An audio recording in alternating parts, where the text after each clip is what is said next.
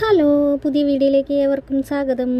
ഇന്ന് നമുക്ക് ഏത്തപ്പഴം വെച്ചിട്ട് ഒരു സൂപ്പർ റെസിപ്പിയാണ് കേട്ടോ ഉണ്ടാക്കാൻ പോകുന്നത്. അതിനായിട്ട് ഏത്തപ്പഴം ഇങ്ങനെ ചെറിയതായിട്ട് നെടുവിനെ കീറിയെടുക്കുക. പിന്നെ കാഷ്യൂനട്ടും അതുപോലെ തന്നെ ബദാമും ചെറുതായിട്ട് അരിഞ്ഞത്, അരമുറി തേങ്ങ ചിരണ്ടിയതും, പിന്നെ പഞ്ചസാരയും, പിന്നെ കോൺഫ്ലവർ അല്ലെങ്കിൽ മൈദ എടുത്താലും മതി, പിന്നെ ഒരു മുട്ടയുമാണ് ആവശ്യം. ഞാൻ എടുത്തിരിക്കുന്ന കോൺഫ്ലവറിലേക്ക് മുട്ട പൊട്ടിച്ചതും ചേർത്ത് നന്നായി ഇളക്കി യോജിപ്പിച്ച് ഇതുപോലെ കലക്കിയെടുക്കുക. ഇനി ഒരു പാൻ അടുപ്പത്ത് വെച്ച് അതിലേക്ക് 2 സ്പൂൺ നെയ്യ് ഒഴിച്ച് നമുക്ക് ഏത്തപ്പഴം ഇങ്ങനെ വറുത്ത് കോരി എടുക്കേണ്ടതുണ്ട്. അപ്പോൾ ആ ഏത്തപ്പഴം ഓരോന്നായിട്ട് പാനിലിട്ട് കൊടുത്ത് തിരിച്ച് മറിച്ചിട്ട് നന്നായിട്ട് വറുത്തെടുക്കുക. ഇനി ഇതെല്ലാം വറുത്തെടുത്തതിന് ശേഷം നമുക്ക് അടുപ്പത്തു നിന്ന് കോരിയെടുക്കാം.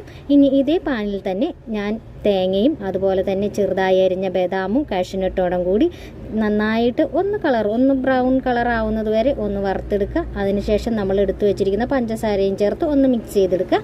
ഇനി ഇതേ പാനിലേക്ക് അല്പം നെയ്യോടെ ഒഴിച്ച് നമ്മൾ കലക്കി വെച്ചിരിക്കുന്ന മുട്ടയും അതുപോലെ തന്നെ കോൺഫ്ലവറിൻ്റെ മിക്സും കൂടി നമുക്ക് ഈ പാനിലേക്ക് ഒഴിച്ചു കൊടുക്കാം.